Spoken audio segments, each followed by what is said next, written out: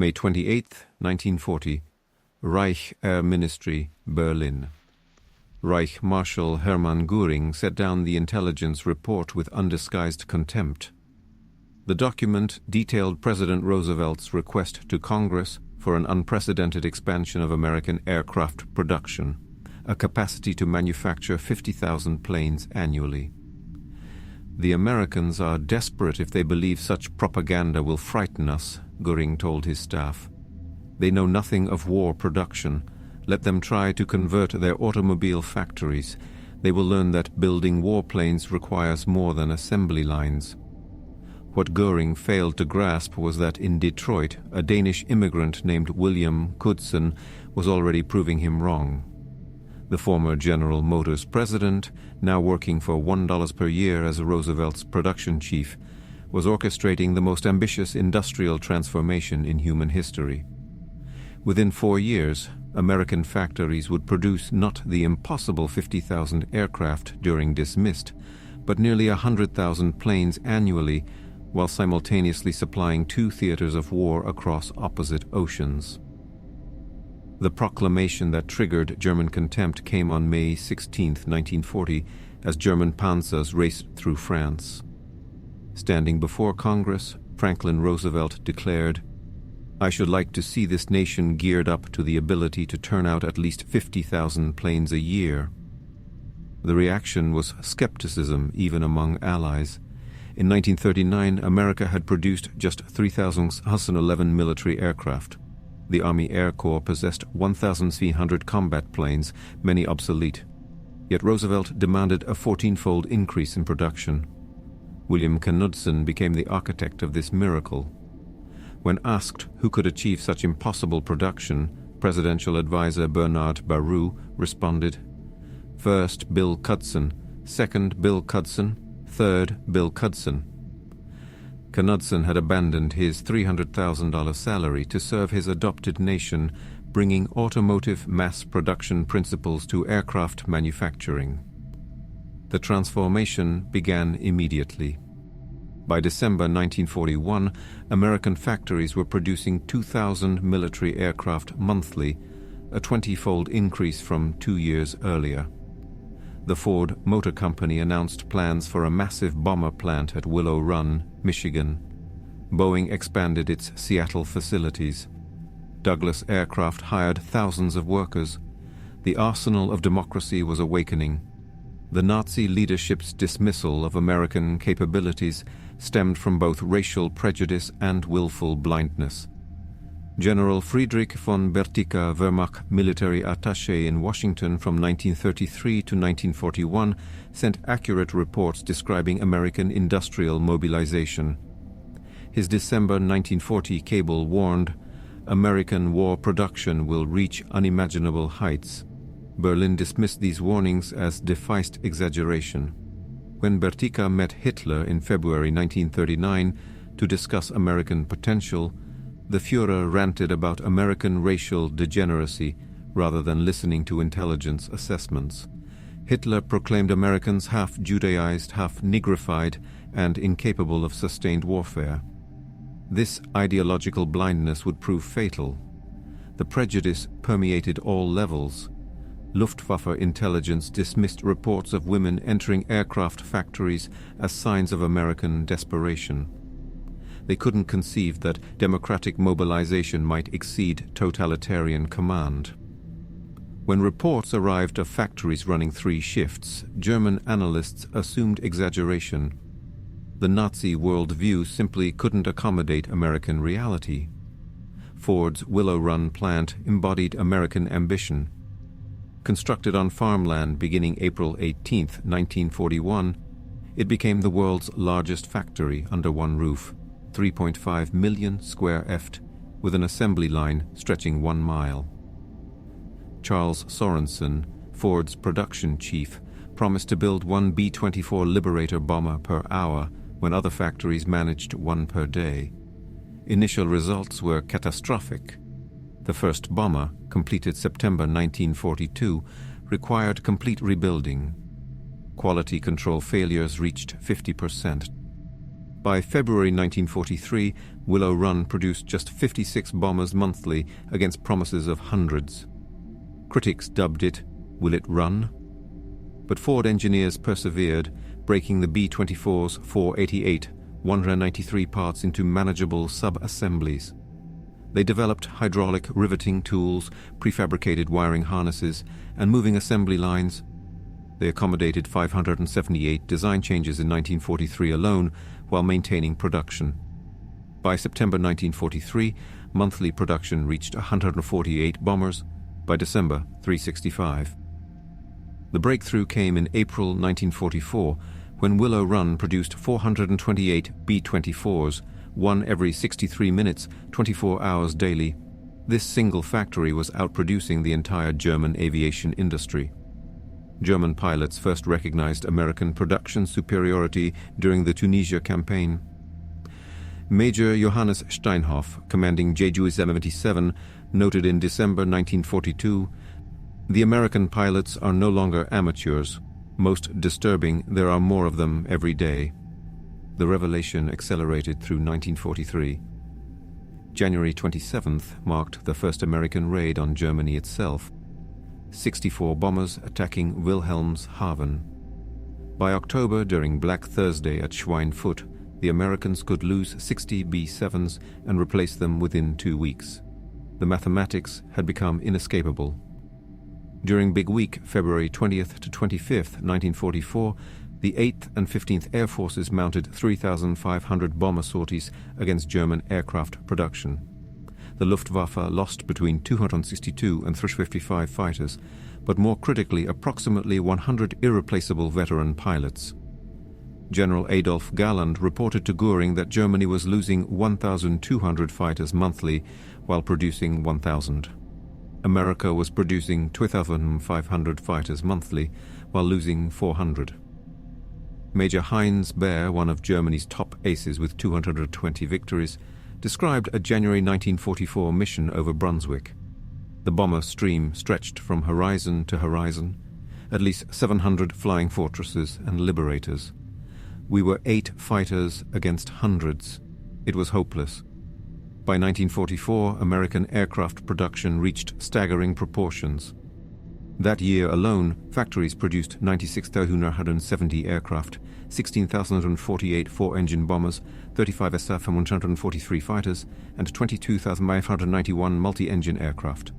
This single year's production exceeded Germany's entire wartime output of approximately 94,677 aircraft. The disparity went beyond numbers. Each American bomber carried 13.50 caliber machine guns with thousands of rounds. German fighters increasingly launched with partial ammunition loads.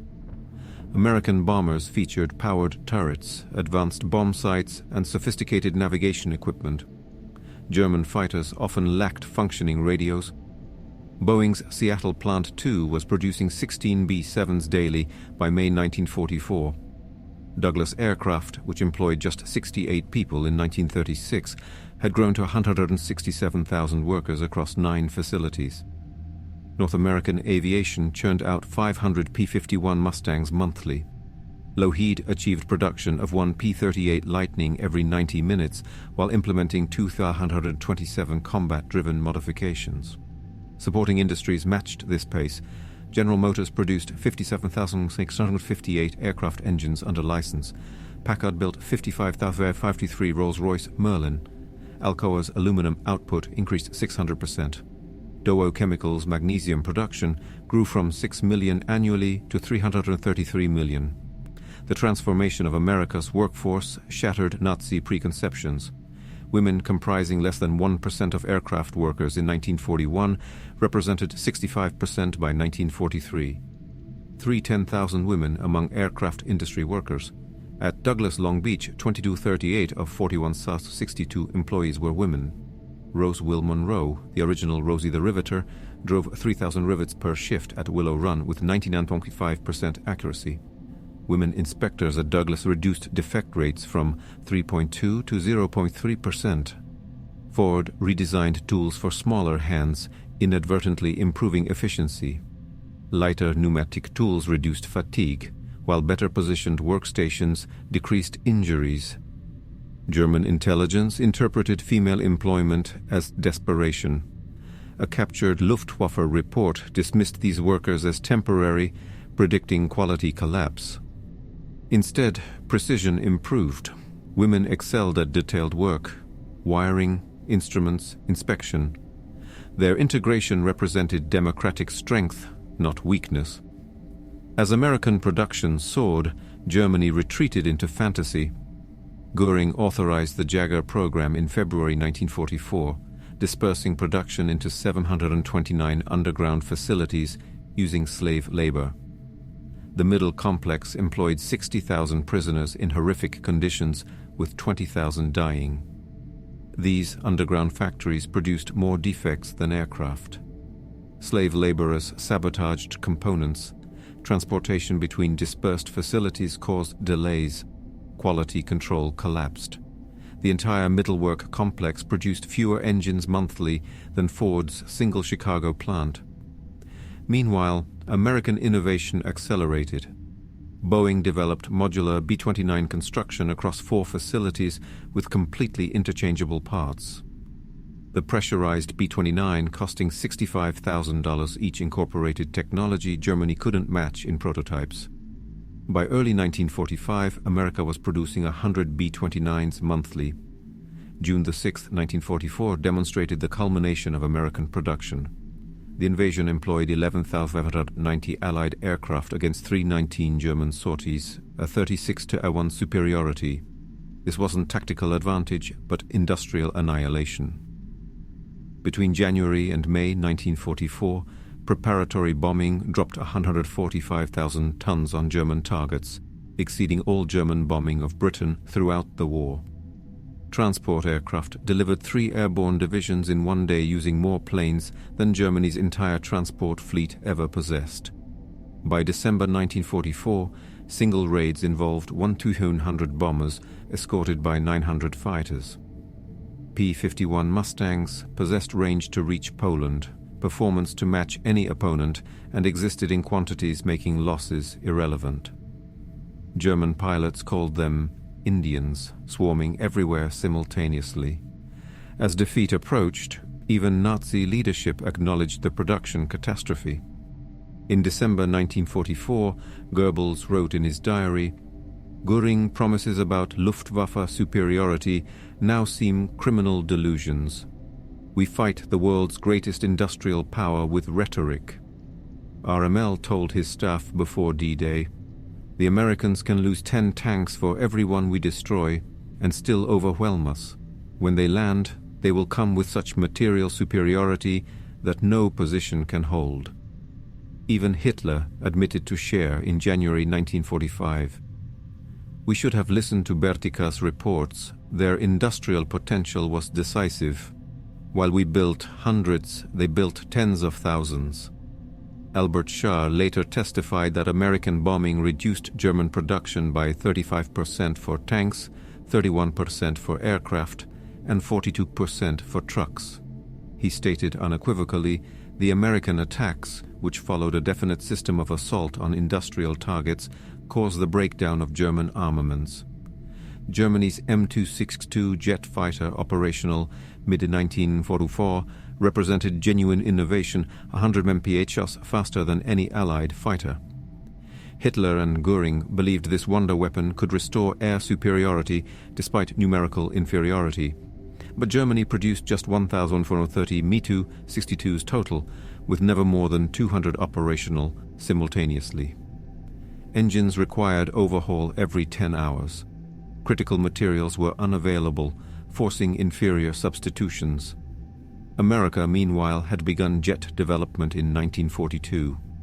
While the Bell P-59 proved inferior to German jets, Lockheed's P-80 Shooting Star, superior to any German jet, entered production before war's end. American industrial depth allowed simultaneous pursuit of multiple technologies, a luxury Germany couldn't afford. The contrast epitomized the production war's outcome. Germany's technological superiority in jets meant nothing against America's ability to produce thousands of conventional fighters, while simultaneously developing next-generation aircraft. Quality without quantity proved worthless in total war. Hermann Göring's arrest on May 8, 1945, by elements of the U.S. 36th Infantry Division marked the beginning of his confrontation with reality. Initially defiant at the interrogation facility in Augsburg, he maintained German technology had been superior, overcome only by numbers.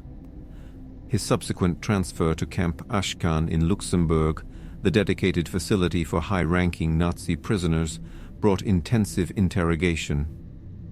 In July 1945, Major Kenneth Heckler conducted extensive interviews documenting Göring's evolving recognition of American industrial superiority.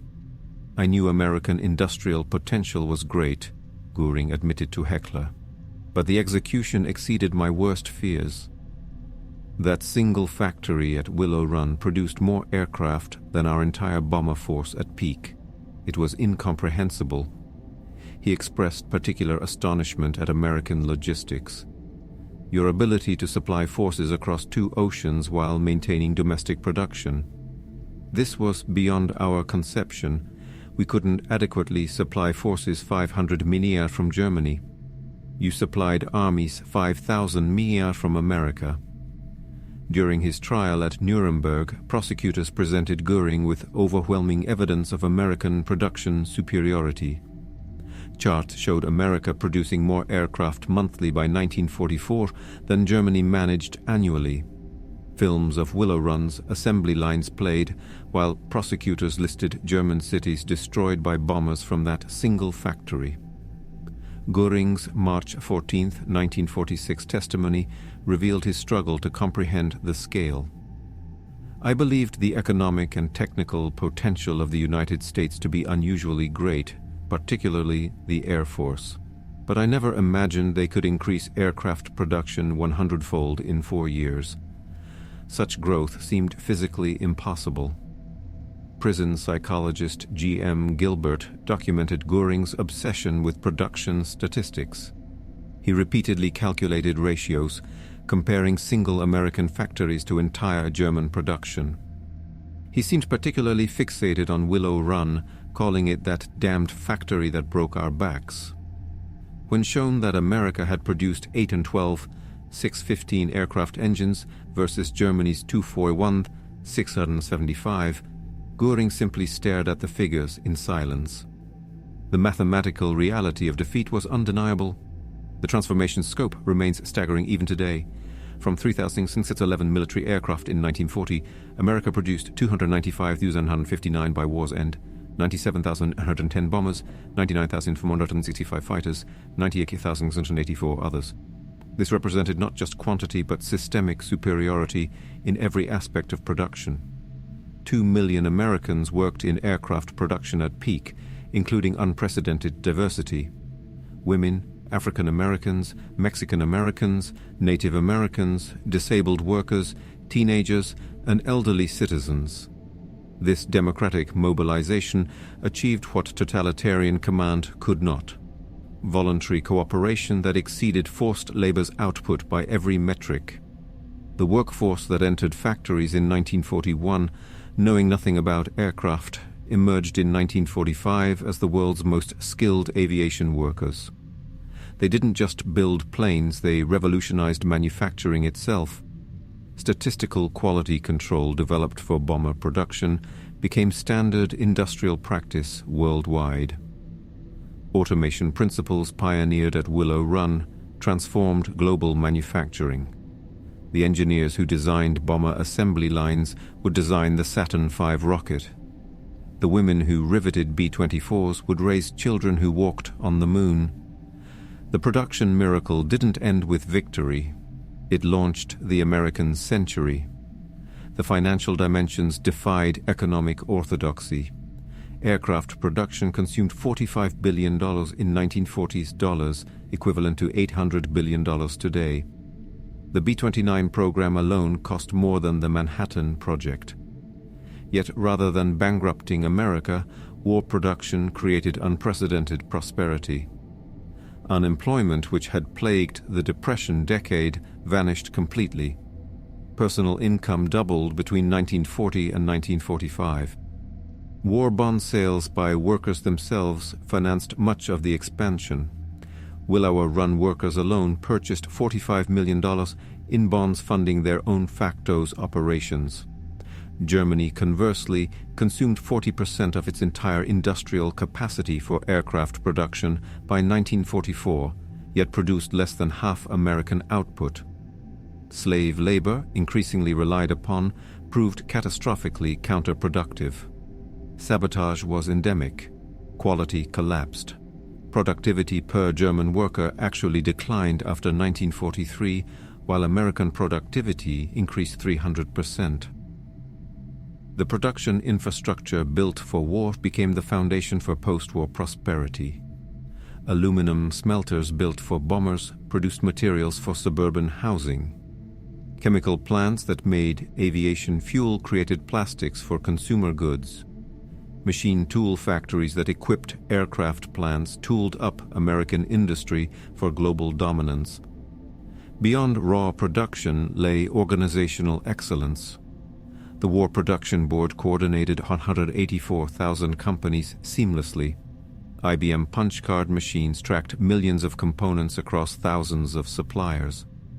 MIT's Radiation Laboratory, employing 4,000 scientists, developed navigation systems that gave American bombers all-weather capability.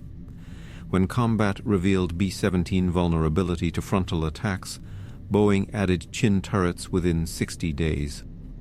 When Pacific operations required extended range, consolidated modified B-24s without stopping production. German modifications took months or years. American improvements took weeks. This adaptability proved as decisive as production volume. American aircraft evolved continuously based on global combat experience. Information flowed from Pacific battles to Atlantic production lines within days. German aircraft produced in isolated underground facilities by slave labor remained static while American designs improved weekly. The feedback loop between combat and production achieved unprecedented efficiency. Pilots' observations reached engineers immediately. Engineers' solutions reached assembly lines within days. Assembly line workers' suggestions reached designers directly. This democratic flow of information proved superior to German hierarchical command. On October 15, 1946, hours before his scheduled execution, Hermann Göring wrote his final letter. In it, he made his most complete admission of the production war's significance. The Americans won through industrial power, not military prowess. We were not defeated by better soldiers, but by better factories. The nation we dismissed as capable only of building consumer goods buried the Wehrmacht under aluminum and steel. His last recorded statement to Gilbert was equally revealing. We declared war on an industrial giant while it slept. When it awoke, we were doomed. They didn't just outproduce us. They revolutionized production itself. Every aspect of their system proved superior to ours. Göring committed suicide that night, but his final testimony stands as history's verdict on the production war. The Reichsmarshal, who had dismissed American capabilities, died knowing a single American factory exceeded his entire Air Force's lifetime production. Military historians consider the American production achievement the decisive factor in Allied victory. Without the overwhelming material superiority it provided, D-Day would have been impossible, the bombing campaign unsustainable, and the Pacific War unwinnable. Richard Overy, the leading historian of the air war, concluded, "The outcome was determined not by fighting spirit or tactical brilliance, but by the weight of material. The Allies won because they buried their enemies under an avalanche of production. The numbers support this assessment absolutely. By 1944, America alone was producing more military aircraft than the rest of the world combined, Axis and Allied. This wasn't incremental superiority, but order of magnitude dominance. Germany faced not defeat, but obliteration. Yet, the production miracle's significance transcended military victory. It proved democracy's superiority to dictatorship, freedom's advantage over tyranny, voluntary cooperation's strength over forced obedience. The workers who achieved this transformation weren't slaves or conscripts, but free citizens united in common purpose. Hermann Göring's dismissal of American production capacity stands as history's most catastrophic miscalculation. His contempt for democratic industrial potential cost Germany the war and millions of lives. His failure to recognize American capabilities sealed the Third Reich's fate before the first bomber reached German skies. The transformation from 3,000 to 100,000 aircraft annually demonstrated that free societies, when facing existential threats, could achieve the impossible. American workers didn't just meet Roosevelt's impossible goal, they doubled it. They didn't just match German production, they exceeded it five-fold while simultaneously fighting in the Pacific. Today's leaders would do well to remember Göring's mistake. Dismissing democratic nations as weak because they're peaceful, or underestimating free people's productive capacity because they prefer prosperity to conquest, invites catastrophic miscalculation. America in 1940 appeared unprepared for war. By 1944, it had become an unstoppable industrial colossus. The arsenal of democracy proved that production lines could be as decisive as front lines, that assembly workers could be as crucial as soldiers, that industrial mobilization could determine victory as surely as military strategy. Göring learned this lesson too late at the cost of his nation's destruction. From his dismissive reaction to Roosevelt's announcement in May 1940 to his execution at Nuremberg in October 1946, Hermann Göring's journey traced the arc of Nazi Germany's destruction. His contempt for American production became the epitaph for the Third Reich, a regime that confused ideology with capability, that mistook tyranny for strength, that believed racial mythology could overcome industrial mathematics. The Reich's marshal, who dismissed American aircraft production, died knowing that American factories had produced more planes in 1944 alone than Germany managed throughout the entire war. His mockery of democratic industrial capacity became history's most expensive joke, paid for in the currency of total defeat. America produced 295 S-959 military aircraft. Germany produced 94,677, but the real victory lay not in numbers but in method, proving that free workers could outproduce slaves, that democratic cooperation could exceed totalitarian command, that a nation of immigrants and diverse citizens could unite to achieve the impossible. The B-24 bombers rolling off Willow Run's assembly line every 63 minutes weren't just aircraft. They were democracy's answer to tyranny. Each rivet driven by a woman who'd been a housewife months earlier. Each engine built by a teenager who'd left high school to serve. Each wing assembled by workers who'd fled poverty and discrimination. All proved that free peoples, when united in righteous cause, could bury tyranny under an avalanche of production. Hermann Göring laughed at the idea of America producing 50,000 planes annually. America responded by producing twice that many, transforming global history in the process. His laughter echoed through history as the sound of catastrophic miscalculation. The fatal dismissal of democracy's arsenal by a man who understood neither democracy nor production. In the end, both buried him and everything he represented under 300,000 aircraft that turned his contempt into history's most complete defeat.